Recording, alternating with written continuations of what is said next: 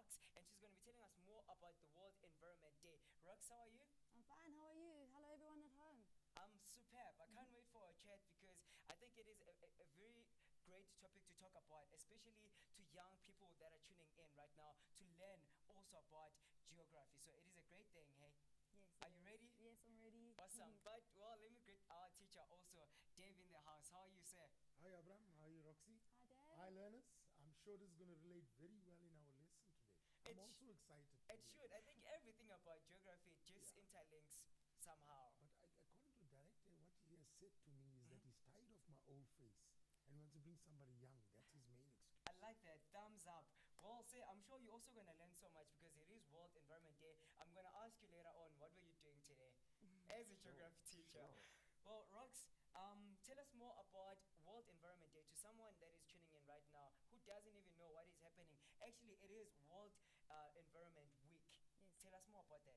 So, World Environment Day started in 1972, and basically, it is a day for people to take action and to raise awareness about nature and our environment, but more importantly, to take responsibility for your environment.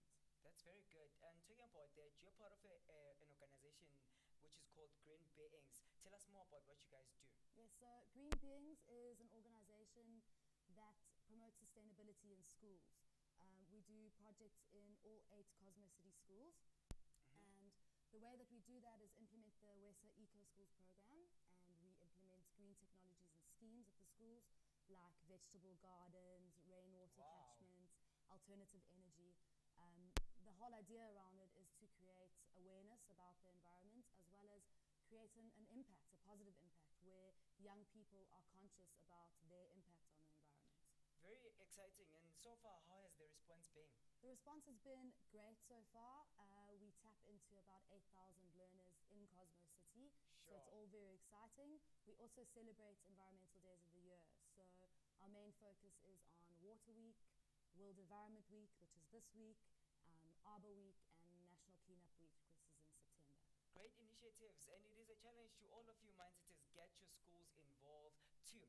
But now your message to all the mindsetters that are saying, okay, yes, Abraham is telling us to get involved. How can we take part and become green actually? Well, basically, it's really easy to be green, and that's the message that I want to put across today, that it's easy to be green and it's easy to be sustainable because you can start this at home. You can do things by recycling at home, reuse packaging, reduce your usage of resources like electricity and water. Say no to poisons. Say no to any harmful chemicals. Plant. If you guys are going to plant something, make sure that it's indigenous. Also, you can start growing your own food at home. And most importantly, be conscious and know that you have an impact and take action because it begins with you. Our motto is Itoma Kawena, and for those of you that don't know what it means it begins with you. Wow, very nice motto. Itoma Kawena. So it begins with you and I, guys. To change the whole environment, it begins with all of us. On one of those tips that you've mentioned, I like the one that says we must grow plants and actually grow our own food. I think it will also save. It's not just an environmental issue, it is also an economic kind of issue. So would you really say that as much as we're being environmentally conscious, us being environmentally conscious should go also hand in hand with our economy? Yes, definitely. That's very the green economy is a really important part of our economy, and you at home are part of that economy. I think because of, you've also mentioned things like such as recycling, and those also add to our economy, you know. But contacts, where can people get you guys? Are you on Facebook? And schools that would like to take part, what can they do? You can find us at greenbeings.co.za. That's like a human being, but a green one. We also on Facebook. We are on Twitter as well. And for those of you that are interested in volunteering, we have just launched our volunteer program. So you can get hold of us via our website and, become a part of the team. Become part of the team. Dave, any question for Rox? I think you're doing a splendid job, Roxanne. And what I liked about what you've stated is that those learners out there can do a lot to change the environment. Instead of just looking and sympathizing with it, get involved. So Really, and well done on this, and keep going and Thank we're all here to support you. Yeah, I'm thank going you. back to my classroom and I'm going to give them the email address and make sure they contact you. Awesome. Thank you very much. Thank you so much, sir. Guys, the blame game has to stop now. It begins with you. Itoma Karuna. So, your shout outs to all your friends and Yes. everyone that is taking part in some of your programs. But before your shout outs, something that is very important. It is Environment Week. What are some of the programs that you guys have that are running? This week, Saturday, there's a huge river cleanup that's happening throughout the whole of Joburg, from Melville till Rivonia. It's a 20-kilometer stretch. It's the biggest of the kind. Come take part, be a part of the positive change in our country. You can find that on Sprite Day on Facebook, or if you find us, there's an event on our page as well. Okay, I'll share all the details on our page, Mindsetters. Your shout outs now. My shout out would be to my two besties, Alex and Marluz. They are my partners in Green Beings. Thanks for everything. And most importantly, thank you and hello to all of you Cosmo City learners out there. Good luck with your exams and see you next term. Awesome. Good luck. Well, time to get back to business now. You've tuned in to learn more about geography, and this was part of geography, by the way. So, Dave, tell us more about what we're doing today, the challenge question for the Mindsetters. Don't forget, guys, you can also go to our Facebook page. It is facebook.com/learnextra.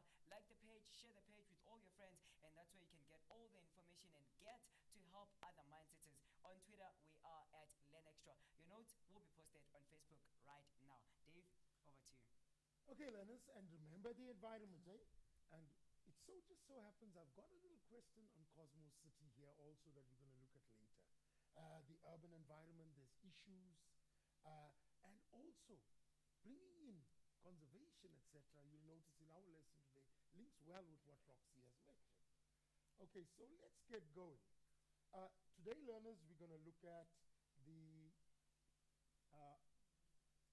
recent urbanization patterns in South Africa. We're going to look at urban issues related to rapid urbanization.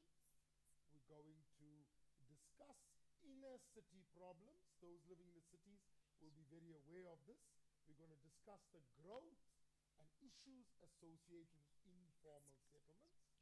And we're going to look at environmental, economic, and social injustices. Now, learners, this section can become very simple because when it comes to strategies, etc., there are so many overlaps. You might find me repeating myself on many occasions. But let's get going. All right, challenge question, and I'm sure many of you are going to get it. The problem of informal settlements can be solved if we control rural-urban migration. Do you agree that if we control rural-urban migration, the problem of informal settlements will disappear? I'm very interested to see what your response is like. All right, let's look at our topics today. In the last lessons, or the ones that I've done previously, you already know urbanization actually is the increase in percentage of people living in urban areas. All right, you picked that up. And what we've noticed here, and if you look at this graph as it goes through, and even if I take it past 2001, you'll notice there's an increase in urbanization. So a country's urbanization has been increasing consistently if you look at the general trend here. All right, and our big causes is rural-urban migration and international migration. What I mean by international migration is that people from the neighboring countries, etc., are coming to South Africa. They see it as a land of opportunity. All right, so it's increasing. At the moment, our percentage is roughly, and I say roughly because we don't have it exact, around 62% of our population is urbanized. But the issue continues, and it's a serious problem because urbanization continues to increase in South Africa. I will discuss why it is a problem in terms of the next slide that I have here. So it's continuing all the time, and that percentage is increasing. We find very clear in most of our big cities inner city problems around the CBD, surrounding the CBD, all right? These are huge problems that we will encounter in any city. And that, learners, is the main cause of it is rapid urbanization, all right, of the urban area. We have this great pressure being built on the urban area. And in any country, that's what we need to realize. Sometimes we say, but government is not supplying this or not supplying that. In any country, when there's massive urbanization, the pressure on various resources and facilities is great. It can't be built overnight. So urbanization is creating a massive problem on our cities, especially the inner city. I'm going to talk about urban blight. Very familiar to people living in some of the big cities like Johannesburg. You'll notice these broken down buildings, and there's another lovely one here where it seems to be like there's no one here. Okay, it's dilapidated buildings. It was once an active area, all right? And now it has low owner occupation. You would have done the transition zone when we did the models, all right? This is generally found in the transition zone. Okay, it's occupied by people who can't really afford high rentals, etc. All right, they live in this area. The people that will own these things have moved out. If it was a thriving business, they've moved out of this area. So that is urban blight. Also, we can call this urban decay. All right? I will come through the solutions at the end because more or less all the solutions apply to all these different aspects. Traffic congestion, very, very common.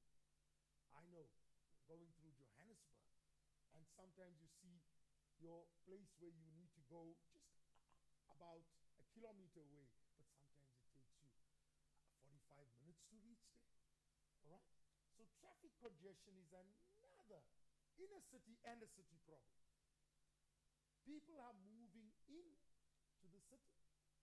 We can't just enlarge the roads. So there's pressure on the roads and the general infrastructure as such, all right? In terms of creating this massive traffic congestion. Now, learners, of course, we can discuss various solutions here. Okay, like for instance, staggered working times. We can also have private transport. We can have people going in carpools. We can widen the roads to a certain extent. If there's space on the sides, we can have those motorized barriers. Okay, general encouragement with regards to your bus systems that could improve. So various strategies are being put into place, but urbanization keeps flooding in and the numbers keep increasing and we're very rarely reducing the amount of traffic congestion. Lack of planning. Visualize this, learners. What really happens here? Even if you're planning, even if you're deciding to create a better infrastructure to a certain extent, even if you're deciding to build more houses, okay, lack of planning comes in when you cannot estimate the number of people coming into an area. Remember that pot of food you cooked, and maybe you cooked a little extra, and then you get 20 guests coming in. That food may not be enough, which you assumed would be enough. You expected 2 guests. Like that in a city, people keep flocking in. It's not that low-cost housing is not being built, but it can't cater for it, so we can't plan properly. Lack of planning is an issue in these areas of our cities, etc. Let's go to the next one. Overcrowding, especially in those urban blight areas, etc. Not just on the street, learners. Remember, we could have busy streets, but overcrowding even in the buildings, where sometimes 2 or 3 families live in one little flat. Remember, the people are coming in, and very few people can afford a life where it's more or less on par with many of the other people who are more sort of living in an urban area for a longer time. So what do? They don't have it, it's out of need. They actually then overcrowd and live in areas, and this is one of the common things. There we have the lady hanging and washing, and you can see everything being because of the small space. Obviously, there are housing plans that have been put in, okay, and that comes with our housing shortages linked to overcrowding. All right, can you see how our factors are linked? This is a common sight in our South African cities, the informal settlements, all right, due to housing shortage, too many people. On one hand, it just could be also poverty, economic decline. People just can't afford it. Remember, people can be employed, and if the cost of living and inflation goes up, we also have people that can't afford proper housing and they live here. So it's not just rural-urban migration, but it's also that people just can't afford proper housing. On the other hand, you notice this is quite common, okay, in our areas, the RDP houses. And in fact, government has built 3 million RDP houses, which is quite a large number. But unfortunately, due to the rapid urbanization, that lots of people are moving in, even 3 million houses are not enough. All right? There's another strategy that was used for housing shortages is building low-cost flats. So not just using the area this way, but building this way. Even this has not catered fully for the problem. It has solved the problem to a certain extent, but has not alleviated the problem. Linked again, and as I've been telling you, learners, learn them in relation to one another because they all linked. All right? Yes, service provision. Obviously, it'll happen. You must remember that people are coming in. They don't have the money to come in search of a better life. That's why they're moving from the rural areas to the urban areas. International migration. All right, all these people are coming in. Obviously, services can't be supplied to those areas. And the hardest hit areas are the informal settlements, right, where there's hardly any infrastructure or services. And we have nasty situations like this happening. You can imagine the frustration of these people when they have lack of services, and around them they see people with services. So it's actually a catch-22 situation. You don't blame anybody for reacting in this way, and also maybe the municipalities for trying to provide, because it's such a huge increase in the urbanization process. Very common are these sort of situations. You can see lack of services. You're just collecting water from one tap. All right, it's not there. There's no electricity in many places. So it's another huge problem, service provision. Informal settlements. And you can see the overlap with that too here. All right, is another issue that we have very common in South Africa. Again, due to urbanization. Here, if you describe an informal settlement, it's densely populated areas, all right? High building density, okay? Maybe it's informal buildings, it's shacks, etc., but the density is high. Self-constructed, people build it on their own. Lack of basic services, maybe piped water. Please use the word piped water. There could be water, but it's not piped. Electricity, sanitation. These seem to be lacking in these areas. You know, sometimes you drive after a flood past an informal settlement and it doesn't have the best smell because of the sewage or whatever that may have flooded out. Imagine the people living in there. It can be very frustrating if sewage flows through the area. All right, we just drive past, but the poor people living in the area have a much more nastier experience. Again, mostly due to rural and urban migration. We look at the growth of the informal settlements. All right, I've used the example of Sandton and Alexandra. All right, you see the two different worlds here even. And it's growing and growing out of need that people need to be accommodated. Where do they sleep?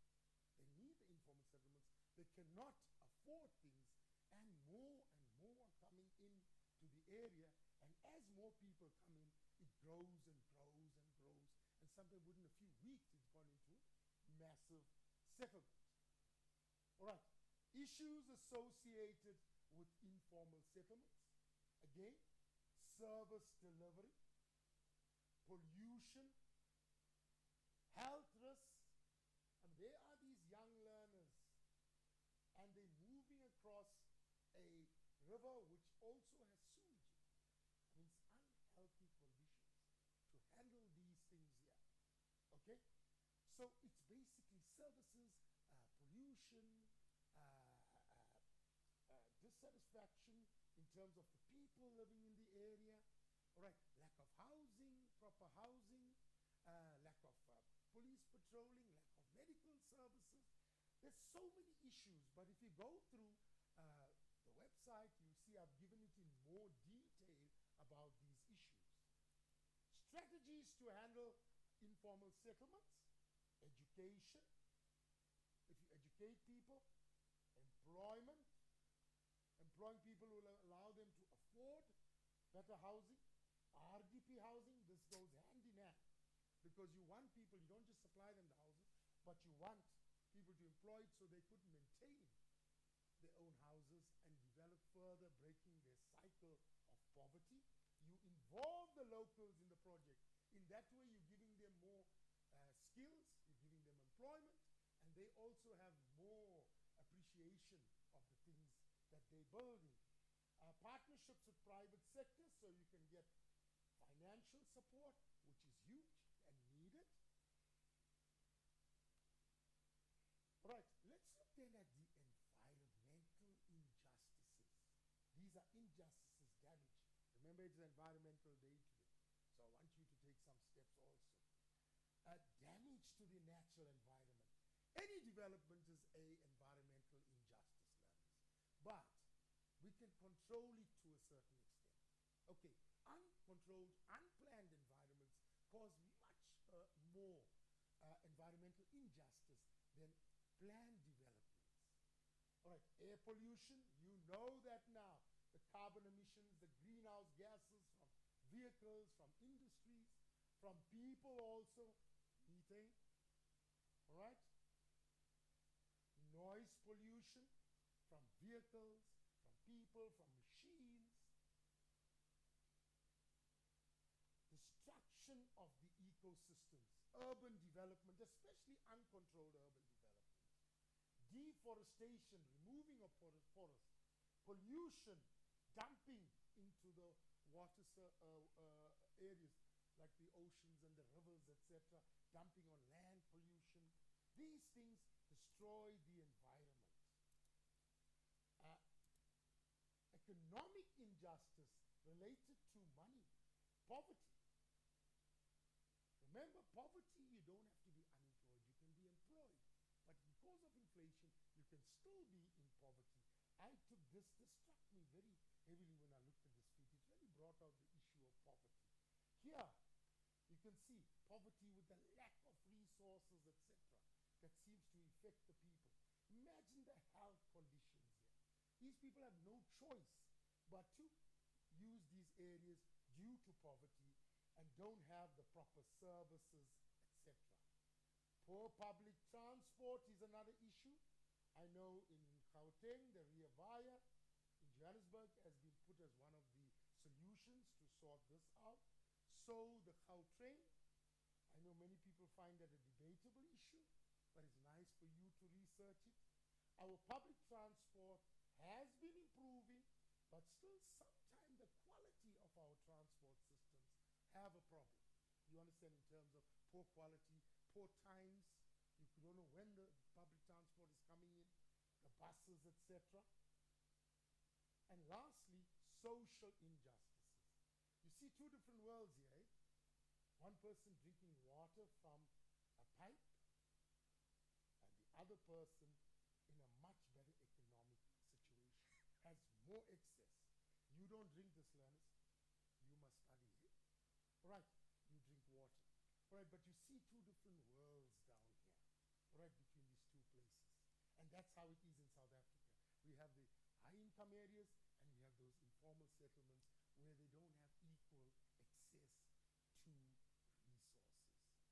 spoken enough. I think you need a break. Get the water, not the wine.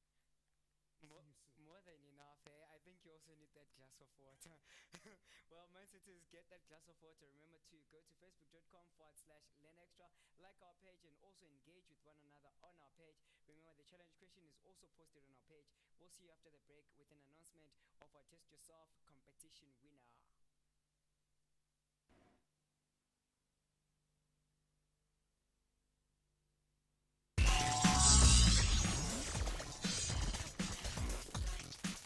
Welcome back, awesome minds. It is now. If you'd like to win this awesome Casio calculator, all you need to do, Dave, tell them they must do the test yourself questions. They are there on their notes. It's simple, It's simple.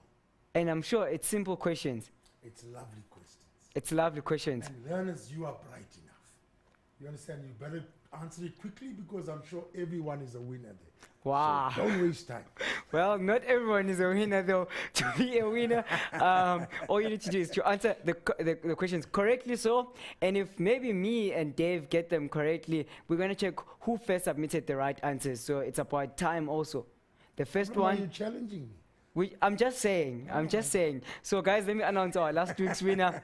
Drum roll, please. Drum roll there. Congratulations. Awesome. Congratulations to Veronica Fernando. Congratulations to you, Veronica Fernando. This awesome calculator is coming your way. You're going to need it for your exams. Trust me. Hey, Veronica, well done. She's getting an A. She's getting an A. She's getting It's an given. It's given, but you Yeah, got to work Veronica. for it. Remember, guys, if you have some questions, we're here for you to assist you. The notes are there on Facebook. The notes links are on Facebook. And we'd like to say thank you very, very much. A big thank you to Macmillan for proudly sponsoring this show. And those notes are sponsored by Macmillan. So, guys, do check them out. I'll also share the website for Macmillan. A. No A, Veronica. We want the calculator back. How's that? Learners, I know I normally start off with the sort of simpler questions and then go on a case study, but I'm so excited, Abra, because Roxy has brought this Cosmo City. So I've skipped it. I'm going to go back to it. Oh. But I brought in this little thing on the Cosmo City. Did you guys plan this thing or it just happened? Not planned. All right. So I'm going to do the case study first and then I'll go back to those other questions. All right. So learners, let's look at what Roxy was talking about. I may not look at it so much from the environmental perspective. Roxy has done that. But I'm going to look at it to a solution to some of these city or inner city problems that we are experiencing. It's a beautiful little project, eh? You see all the houses, etc. It has this whole area has been developed from start. It has been planned. So Cosmo City, a greenfield project northwest of Johannesburg. It started in 2004, and in a few short years, the area became a welcoming haven, learners, for people of all social and financial background. What a beauty. Rich, poor, you understand? All living together. How was it done, learners? And it's something to think about for our future. It developed on land that had not been developed before, as I mentioned. It was undertaken by the city in partnership with the provincial government, where the financial support, etc., came to. The area is a complex development providing 3 types of housing to suit the finances of different people. So 3 different types of housing in one area, learners. All right. There are fully subsidized houses for the poorer people, all right? And it gives you the number that has been built, okay, and already occupied. And there are, subsidized houses. There are houses which are fully bonded. People are paying a full bond, all right? And 5,000, look at the amount. We assume that, people living from different socio-economic backgrounds. And they won't buy the bonded house. That's a large number occupied by people, and they move from different areas like Zwenfontein, Riverbend. All right, they are partially subsidized houses where people pay the rest. All right, and there's a significant number taken up. You understand? So it's all these different houses that are found in one area with people who can afford different things. Among the new residents are even people from the informal settlements, all living together, all right? And they have a full range of municipal and social facilities, your recreational, your schools, your churches, electricity, water supply, all is here. And people share the facilities that have been set up. As I mentioned, schools, medical facilities, etc. Okay? And how do they solve their little problems? Through residents associations, which have been set up to help people deal with day-to-day issues. So when they have a problem, they get together, they discuss it, and they try to handle these issues. What a beautiful case study. And this section opens itself up to a lot of case studies. Learners, so remember, do a lot of cases, not only for this, but for all your sections. Let's look, I just posed 2 questions here. I was so amazed with this area. I didn't even put more, just 2 little questions that come through here. Okay, I think the gremlin has eaten my questions. How? Yes. All right, I want to start off with what is the problem that is being handled here? All right, what problem is being handled here? All right, I'm sure that's the question I put in here, handled. All right, and very clearly it can be seen that it's unequal access to resources and services that has been handled, this urban problem or problem that generally exists. It's the unequal access to resources and services. Okay? I think the gremlin wants me to write. That's the problem. Now he wants me to write the question. Use your also. $1 million Question handwriting. mark. Okay, so it's unequal access to resources because people have different areas they live. Informal settlements have different resources or limited resources, where somebody living in a high income area like Sandton has far more resources. And here you're handling the issue between people. You must know it's also a green city. People are concerned about the environment. There's sustainable development, etc., happening in this area. All right, let's put another question here. How has this, I'm going to put it as injustice,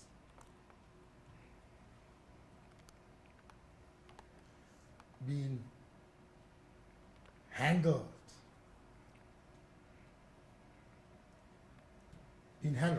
All right? And as we can see here, learners,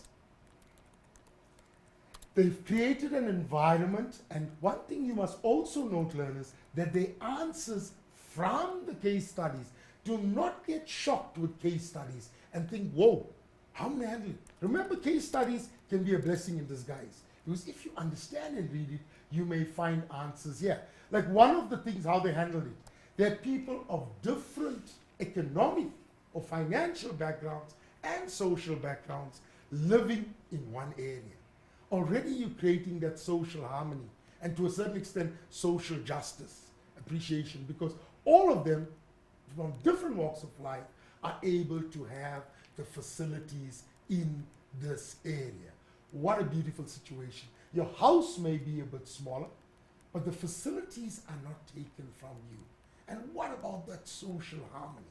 All right, so they've handled it like this. How else did they handle it? Because generally you would expect conflict. I'm so rich and my child may have to go in the same. Not all rich people think like that. I'm just giving you sort of an example. And the poorer people have to be there. You understand? And this is a situation.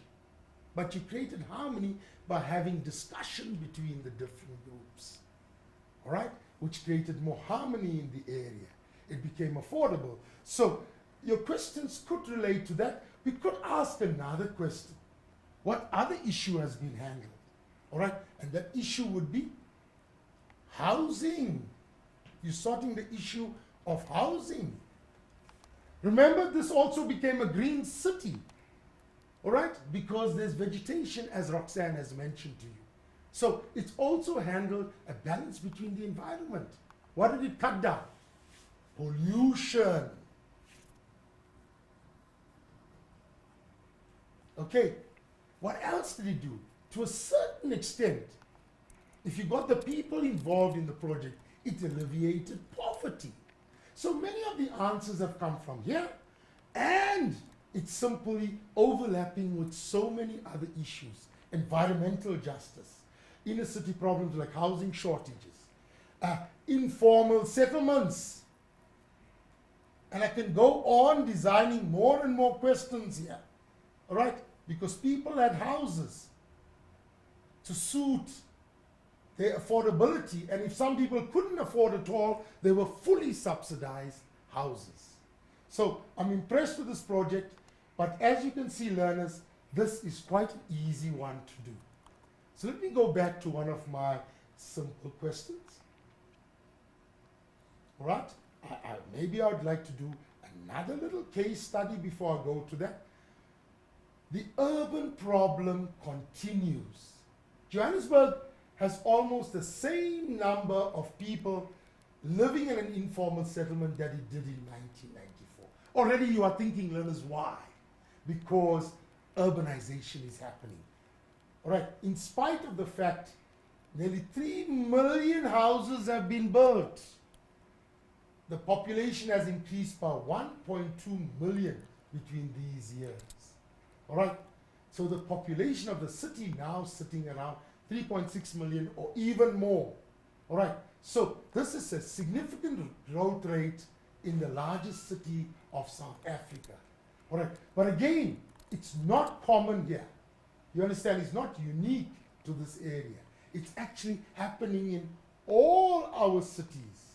All right, and what is happening? Because of this, urbanization is taking place, informal settlements or slum or urban blight is actually happening. All right, so the smaller percentages of new arrivals are able to afford this accommodation or the urban life. The rest of them are going to informal settlements. The poor tend to live in marginal or unplanned areas, like our informal settlements. And we're saying government needs to act and plan ahead. On one hand, we say we need to take responsibility, but also government is aware of this massive urbanization problem, and they need to put in plans to make the city inclusive, bringing in the majority of the city's main people into the mainstream and not on the outside or in the periphery. People need to be educated, equipped with new skills to take advantage of the opportunities. Learners, have you seen? We've given the problem in the case study. We've also given some solutions, which you're going to use in your little sort of assessments here. Explain what is an informal settlement. You know that by now. High density buildings, high density people, all right, shacks, etc. Okay, not any formal thing. Okay, so high population density, and we jump something here, and we jumped again. Get back to my one, all right?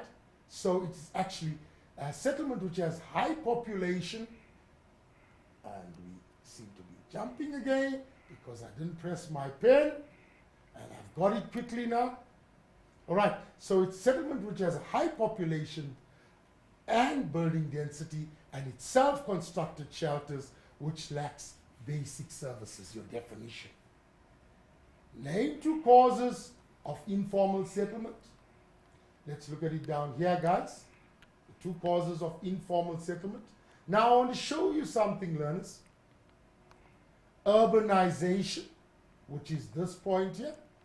Urbanization. Rural-urban migration. Poverty, unemployment. Where did I get most of these answers? When I went through the article, you can see the answers here. Okay, people moving in. So our answers can be in the article or can lead us to the answers of the questions. 3 million houses have been built, but the problem continues. give a reason for your answers. Learners, you already worked it out. Because urbanization is still going at a fast pace. So therefore, we're not getting to cope. We cannot build those resources very quickly.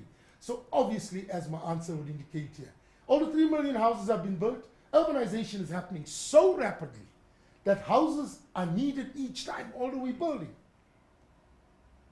Question 4. The government needs to urgently act. Explain strategies the government could put in place to address the problem of informal settlement. This question seems like a major thing that they need to do. I want to show you the memo, and it's simple answers that seem to come through. Let's look at this. Education. I'm getting my pen again. Education. We need to educate, which will create employment. And I want to say something also, learners. We don't only educate for employment. What about educating people in terms of improving their health conditions at the moment? Not just creating the houses now, but educate them that this is steps that you can take even in the settlement you are, and then look at long-term education to get their level of education high so they can get better employment. Better employment will have RDP houses, which they will be able to maintain on their own because they earn. All right. Involve locals in project, because if you involve the locals in the project, they are working in the project also, and they are involved, they're getting skills, they're getting employment, and therefore taking their life further, getting out of this cycle of poverty that I always talk about. Okay? And also the partnerships with the private sector and the financial support that can be offered. Learners, I know I'm very excited about this, but you also will see that case studies are not bad. The answers are there. And we'll take that break again. Remember, water, not wine. I like that one. Well, my sisters, remember during this break, you can send your questions through on facebook.com/learnextra, or else we do have a dedicated help desk that can help you at any time. So I'll post a link on Facebook. I have also just shared a link to the past exam papers, which I think you will find very handy. So make sure that you check that out on our Facebook page. Otherwise, we'll see you after the break with the challenge question.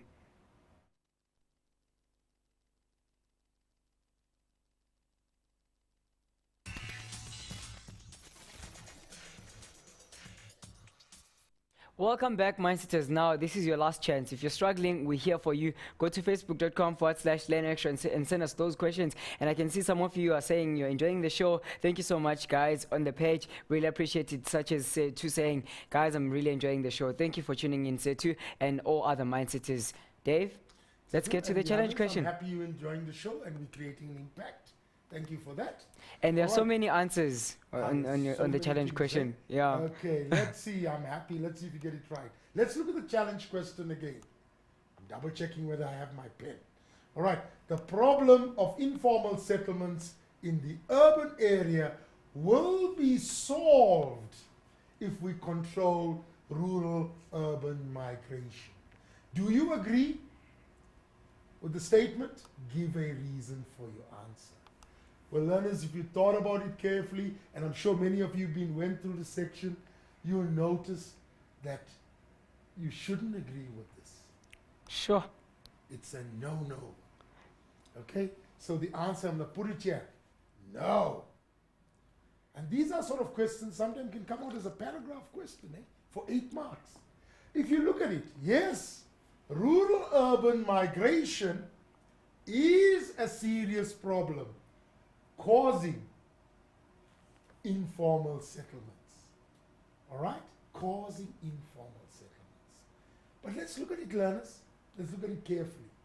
Is that the only factor? All right?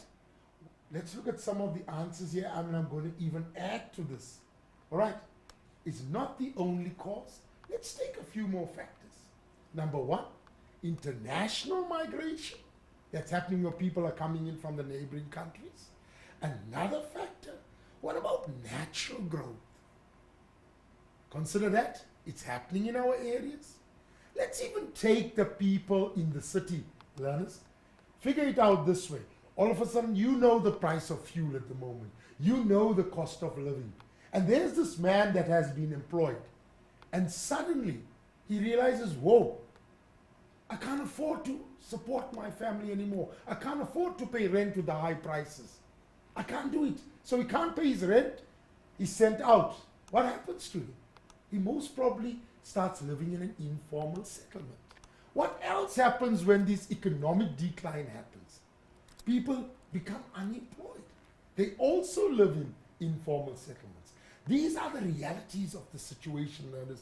And you know what, learners? Beside looking at the book of geography, especially with sections like this, look at reality. It's happening out there. Relate your stuff with your daily experiences. And you'll notice now there are so many other issues that make informal settlements come about. Is there any questions, Abraham? Actually, I'm surprised you're saying no. Like everyone said yes. So Everyone said I was yes. looking at the answers on the challenge question. They all said yes, Yeah, and they have their own reasons. they have their own reasons, Yeah. right? But I'm sure this sort of clarified it. Yes. It will definitely reduce informal settlements, but it won't take the problem away because there's so many other factors. Can you see how you think about a paragraph question, learners? That it's beyond, it's a high order question, but it's not difficult. It's reality mixed with what you've learned. It's in geography, and I'm sorry I'm taking a little more time here. I think the learners need to know this, Abraham, that you can't learn your geography in little sections. It has to be linked. You can take in from geomorphology and put it in economic geography. See the linkage. Is there any Makes further sense. questions at the moment? No question, just comments. Yeah, Mindset is enjoying the show. enjoying the show. They're enjoying Is the it show. because of my We're really good saying looks? enjoying geography with you guys. I think it's because of Roxy earlier. Roxy earlier, eh? Yeah. I don't think they like me that much. They like us. So there's no questions? Yes. Okay, what I'm going to do, guys, I'm going to go back. And if you get some questions along the way, please let me know. All right? I'm going to take another question here. One which is a shorter question. With short questions, you know, you've seen your exemplar. All right, there's two little diagrams. You not only get case studies, obviously. It came a bit on the black and white side, so it's not as clear. All right, you can see something happening here. Let me get my little pen again. All right, and you can see there's some fighting or robbing happening here, which is crime. Here you can see the industries with their pollution. And you can get these questions like this, which should fly through now, learners. All right, name one social and one environmental injustice visible in this figure. You need, please, learners, you need to know your concepts.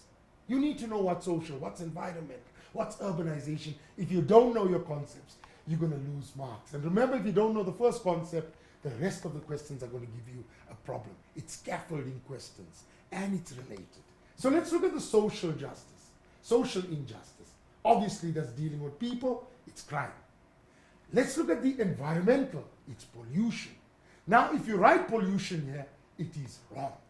Learners, please remember, it is not just pollution, but air pollution. You must specify when you get things like this. Pollution is definitely wrong.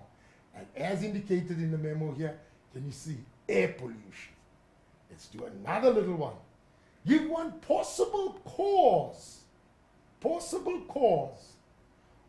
of each of the injustices mentioned. And yeah, I know I don't even have to open it up. You would have guessed it. It could be poverty. You understand? That could create this, right? The injustice here is actually the pollution that is being given off. All right, it's damaging the environment. All right, I gave you some of my answers and I have more set answers here. Okay, unemployment, poverty could be the problem. Environmental injustice, industries, vehicle exhaust. Okay, explain why the laws introduced by the municipality may be regarded as both an advantage and disadvantage. Look, we took something out of it. And if you look at this one, before I call it a day today, all right, on one hand, the laws may be strict and stop people from actually expressing themselves. It could be abused because people find ways of bribing people. On the other hand, the municipality laws can control pollution to a certain extent. I'm so sorry, learners. We've run out of time today, but I'm sure you picked up a lot of this. Keep studying. Get that A. Go get that A. That's what we need, Mindset as well. Good news, we've reached 79,000 just like now. So thank you so much, guys. Our family is growing. 79,000. That's huge, man. Fantastic. But by the time we get to 100, I'm sure we're going to have a huge surprise for you guys. So keep on liking and sharing our page. We love you guys, and we're leaving you in peace.